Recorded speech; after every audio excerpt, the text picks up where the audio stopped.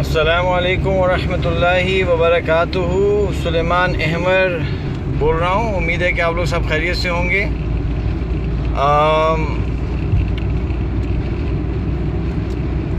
आज हमारे बेटे का निकाह है, तो आप सब दुआ कीजिएगा। तो वहीं हम जा रहे हैं, तो इसलिए आज के सेशन थोड़ा सा शॉर्ट होगा, तो may be around half an hour. लेकिन मैंने सोचा था कि ये कंटिन्यूटी डिस्टर्ब ना हो, ठीक है ना। अच्छा जी, तो डिस्कशन हो रहा, ये मासूम शाह सीरीज़ है।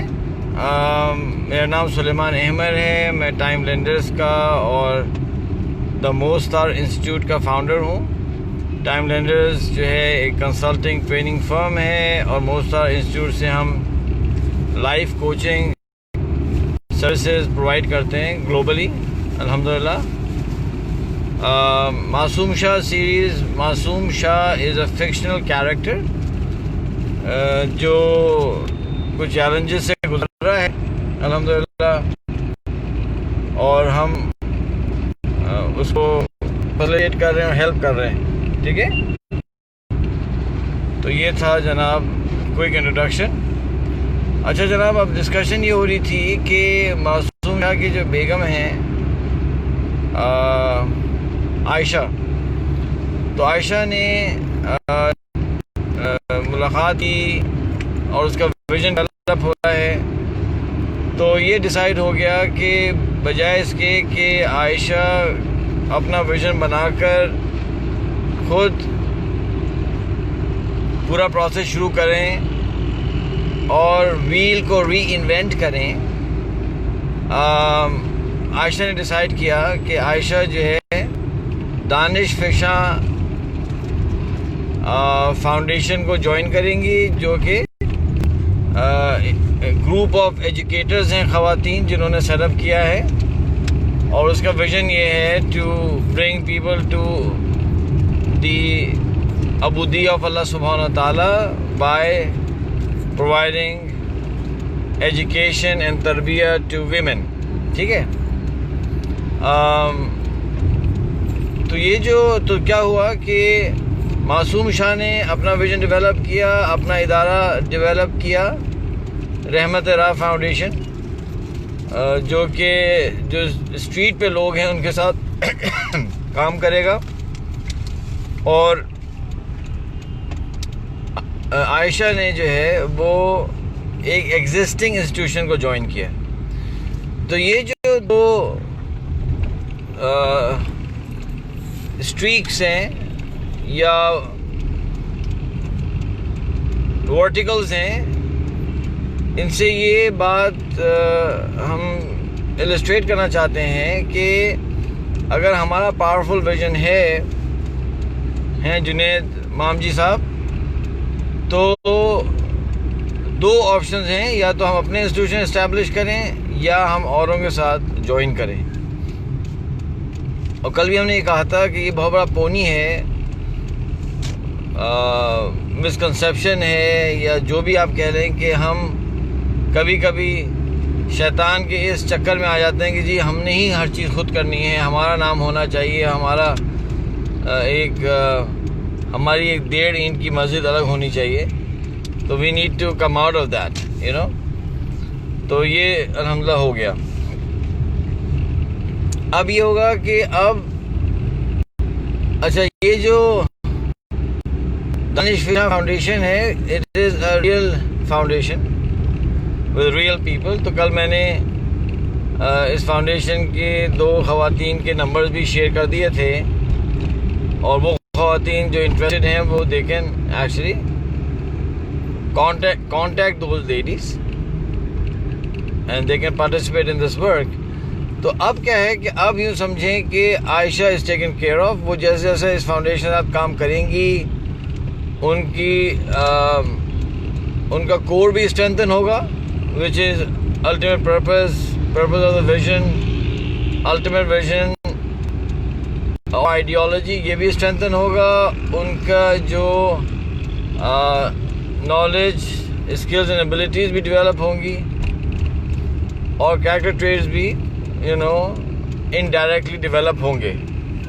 She will get a chance to work with ladies who are much more experienced and mature than her.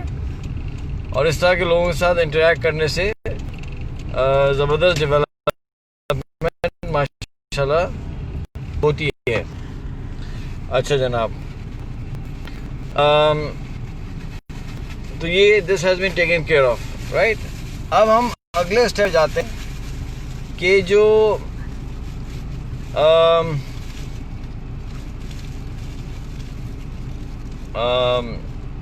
हम चाहते हैं कि नेक्स्ट स्टेप पे कि नॉलेज, स्किल्स और एबिलिटीज़ बढ़ें आयशा की. तो वो जो है उसके लिए थोड़ा सा हमें प्रोग्राम बनाना पड़ेगा. वो तरह से कि looking at the long term and short term vision of Ayesha, her coach which is madam Madiya Masood is going to recommend a strategy, यानी एक स्ट्रैटेजी रेकमेंड करेंगी कि किस तरह से इनकी नॉलेज भी बढ़े, इनके स्किल्स भी बढ़े और इनकी एबिलिटीज़ भी बढ़ें. तो हम ये देख रहे हैं कि इन्हें थ्रू दी फाउंडेशन एजुकेशन के अंदर काम करना है, इन्हें विमेन तरबिया में काम करना है और इनको जो है अपने घर के अंदर अपने बच्चों को डेवलप करना है, अपने हस्बैंड के साथ अच्छी रिलेशनशिप डेवलप करनी है और इनको अपनी सास साहिबा के साथ भी अच्छी रिलेशनशिप डेवलप करनी है. So looking at all of this, now there will be a selection of books, programs and experiences. तो पहला काम ये करते हैं कि किताबों को देखते हैं. अच्छा, अब एक सीरीज़ ऑफ किताबें हैं, बुक्स हैं जो कि इनकी कोच इनको पढ़वाएंगी और पढ़वाने के बाद उनका feedback you understood from those books. Okay, तो अनवर अहमद खान साहब, तो किताबों के हवाले से जो पहली किताब इन्हें रेकमेंड की जाएगी वो है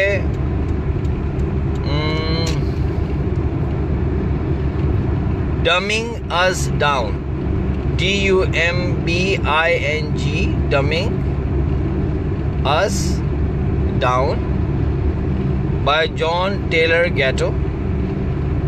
This is a very beautiful critique of the Western educational system, कि ये जो हमारा स्कूलिंग सिस्टम है इस पर बहुत ज़बरदस्त क्रिटिक है. और ये किताब जो है ये एक award winning school and college teacher ने लिखी है इन द US. और ये आई ओपनिंग है ये किताब कि जो बहुत सारे मसाइल हमारे बच्चे फेस कर रहे हैं स्कूल्स में, ये जो है ये हमारे स्कूलिंग सिस्टम का इशू है. बहुत दफ़ा बच्चों का इशू नहीं होता. इस किताब से एक पहला इनको एक्सपोजर मिलेगा इनटू व्हाट इज़ एजुकेशन. दूसरी किताब जो इनको रेकमेंड करेंगी मैडम मदिया मसूद, वो किताब का नाम है तबलीग दीन. अच्छा जनाब,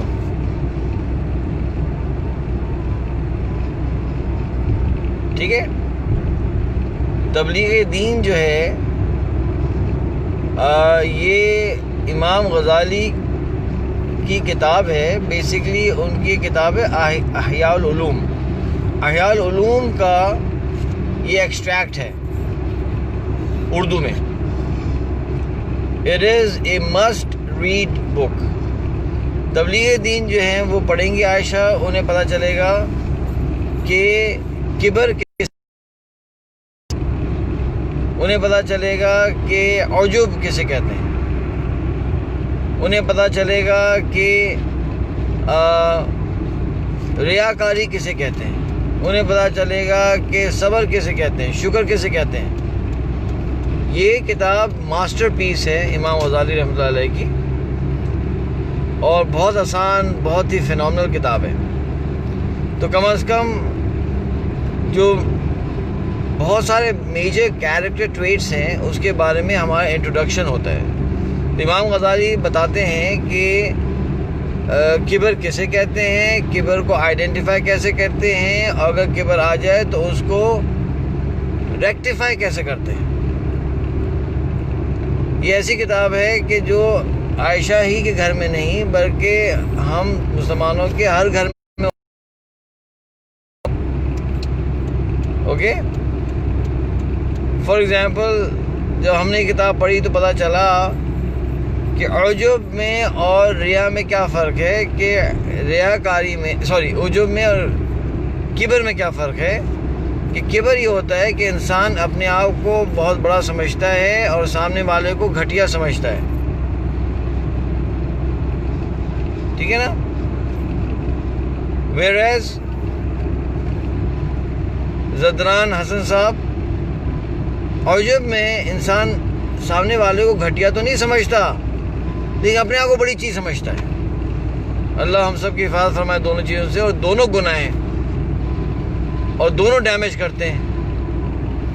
किबर को पकड़ना तो फिर भी निस्बतन आसान होता है, औजुब को पकड़ना बहुत मुश्किल होता है, सही है ना। तो ये दूसरी किताब आ गई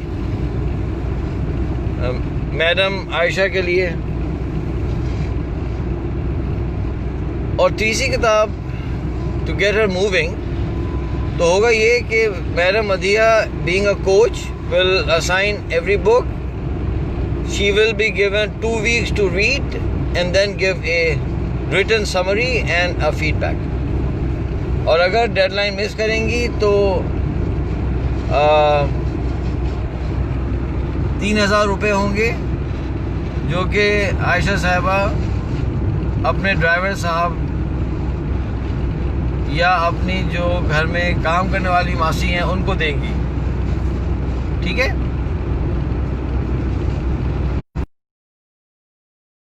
जो इन्होंने पढ़नी है वो है बेसिकली उनका जो है, हम इंक्रीज़ करना चाह रहे हैं थोड़ी सी विज़डम। तो विज़डम को इंक्रीज़ करने के लिए अब्दुर्रहमान ख़ान साहब, one of the best to read authentic history. जो विज़डम हिस्ट्री पढ़ने से इंक्रीज़ होती है वो इतने कम टाइम में, कम एफर्ट में और चीज़ों से नहीं होती है। और अनफॉर्चुनेटली का ये एक कहते हैं ना कि ट्रेजेडी है कि हमें हिस्ट्री नहीं मालूम। As far as I remember, when I went to school in Pakistan, I was not taught history. Not in school, not in college, and not in the university. तो जो हिस्ट्री हम उनको पढ़ाना चाहेंगे मोहतरमा को, वो किताब है द लास्ट मुग़ल। इसको आप राना हारून साहब, the last Mughal is by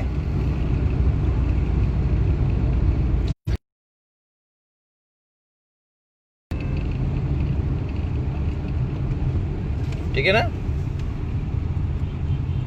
तो एक सेकंड होल्ड कीजिए बेगम, वो सैफ को कहेंगे वो लीड करे, उसके पास डायरेक्शन होंगे ना फ़ोन में, उसको कॉल करके कह दीजिए वो लीड करे। तो this is a phenomenal account of what happened in 1857 की जंग आज़ादी का ये अकाउंट है। और मेरी जो चूँकि I have a passion for history,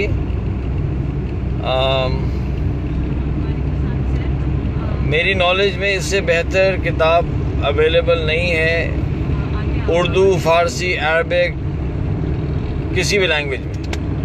अच्छा, अब ये क्यों फिनोमिनल अकाउंट है, क्या है, I don't have time to get into that, लेकिन आप किसी से पूछ लें जो एक्सपर्ट्स हैं कि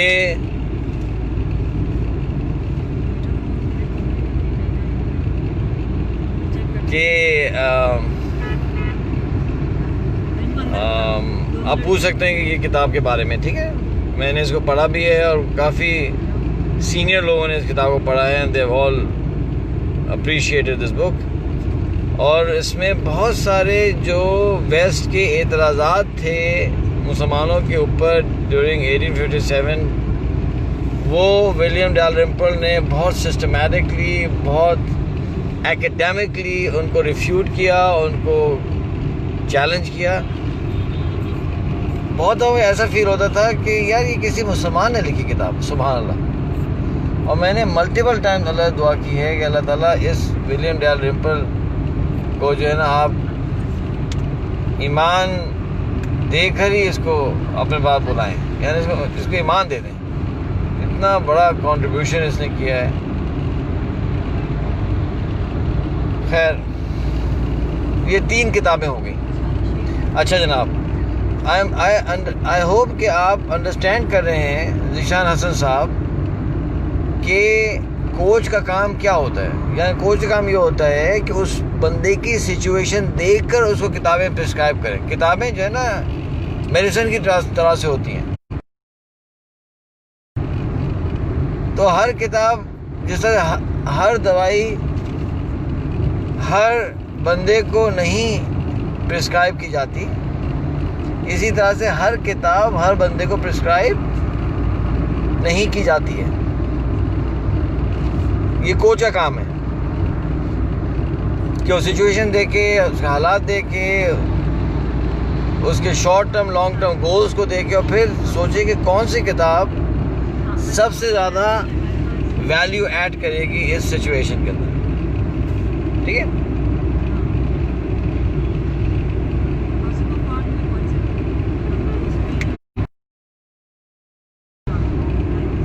तो अब आ जाते हैं हम दूसरी चीज़ के ऊपर। इससे नॉलेज बढ़ रही है। अच्छा, अब हम आ जाते हैं knowledge, skills and abilities, right. अब ये जो स्किल्स एंड एबिलिटीज़ हैं, ये एक्सपीरियंसेस से डेवलप होते हैं मोस्ट ऑफ द टाइम। ये क्लासरूम से नहीं डेवलप होते। तो how are we going to develop Aisha's skills and experiences that she should be able to increase her wisdom and increase her maturity? तो पहला काम ये कर सकते हैं हम कि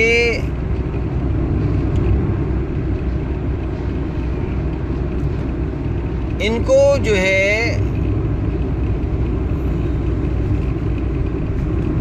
ऐसा एक्सपीरियंस दिया जाए जिससे इनके अंदर कंपैशन बढ़े। कंपैशन, क्योंकि कंपैशन अगर बढ़ेगा तो मासूम साहब का जो टारगेट है कि मेरी बेगम साहिबा और मेरी सास साहिबा कि जो आपस का रिफ्ट है वो कम हो, तो उसके लिए कंपैशन इज़ वेरी इंपॉर्टेंट। तो किसी तरह से हम कंपैशन कैसे बढ़ाएंगे? इस तरह से कि अगर हम मैडम आयशा को अगर हम एक ओल्ड एज होम में वॉलंटियर करवा दें हफ्ते में 2 दफ़ा, वेयर शी गेट्स टू, इसलिए उसके पीछे जा रहा हूँ कि हम उसको कि वो जो हैं वहाँ जाएं, वो जो ज़ईफ़ लोग हैं जिनके बच्चों ने उनको छोड़ दिया, जिनके बच्चों की डेथ हो चुकी है, कोई उनको संभालने वाला नहीं है, वो उन ओल्ड एज होम्स में सफ़र कर रहे हैं, उनके साथ ये वॉलंटियर करें। उससे क्या डेवलप होगा? एक कंपैशन डेवलप होगा जो उनके घर में भी काम आएगा, बच्चों के साथ भी काम आएगा, और वो कंपैशन शौहर भी उसका बेनिफिट उठा लेंगे। और जब वो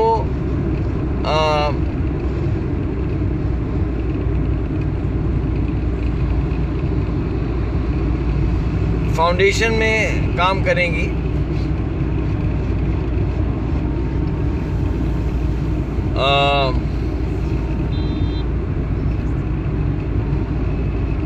तो वो compassion will be an asset for their also, because क्योंकि वहाँ वो स्टूडेंट के साथ काम कर रही हैं, बच्चों के साथ काम करेंगी, लड़कियों के साथ काम करेंगी, औरतों की डेवलपमेंट में काम करेंगी। तो फिर करते ये हैं कि फिर जनाब ये डिसाइड हो जाता है, कोच साहिबा कन्विंस कर लेती हैं और कराची में एक ओल्ड होम है फॉर श्योर, वहाँ बात कर ली जाती है और वो ओल्ड होम वाले खुशी खुशी आयशा को एक्सेप्ट कर लेते हैं फॉर द प्रोग्राम, और आयशा साहिबा जो हैं ओल्ड होम के अंदर आने जाने लगती हैं और उससे उनकी ज़िंदगी के अंदर एक तब्दीली आने लगती है। मसलन मैं जब छोटा था तो मुझे जो है ना बच्चे जो है ना कुछ ज़्यादा अच्छे लगते नहीं थे। I was not really excited with the idea of children, और बस नहीं अच्छे लगते थे। अच्छा, उसकी वजह ये थी कि शायद हमारे वालिद साहब भी ज़रा थोड़ा सा नर्वस होते हैं बच्चों के साथ, और इसीलिए माशाल्लाह हम 3 भाई बहन हैं सिर्फ, तो हमारे में भी वही जीन आया था हमारे वालिद साहब का। हमारी अम्मी भी जो है ना वो बहुत ज़्यादा एक्साइटेड नहीं होती हैं बच्चों से। Everybody has their own preferences, तो हम भी वैसे ही बड़े हो रहे थे। लेकिन जब हम वॉर जोन्स में गए और वॉर जोन्स में हमें काम करना पड़ा ऑर्फन्स के साथ, अब ऑर्फन के साथ ट्रैवल, ऑर्फन के साथ रहना, ऑर्फन के साथ उठना बैठना, उन्हें हॉस्पिटल लेके जाना, उन्हें वॉर एरियाज में मूव करना, कभी किधर करना कभी उधर करना। तो ये जब इंटरेक्शन हुआ मेरा ऑर्फन्स के साथ, यतीम बच्चों के साथ, हमारी फाउंडेशन जो थी बेनेवलेंस फाउंडेशन, काशिफ कमाल साहब, जो हमारी फाउंडेशन थी,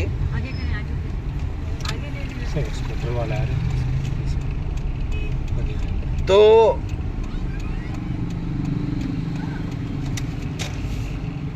जब हमारी जो हमारी फाउंडेशन थी, तो हमारी फाउंडेशन 400 बच्चों को स्पॉन्सर करती थी, around 400 children, orphans in Bosnia. We were sponsoring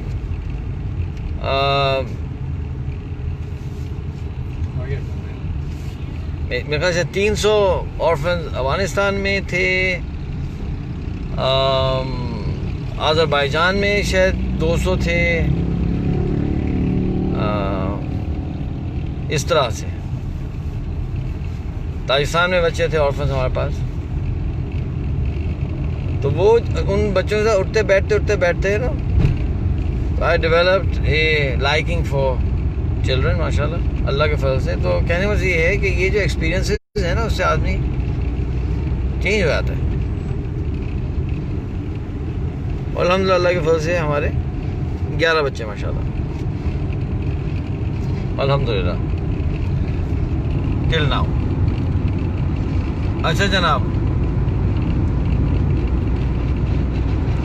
एक तो हमने उन्हें वहाँ भेज दिया, ठीक है। दूसरा काम ये करना है कि एक्सपीरियंसेस के लिए हम ये भी कर सकते हैं कि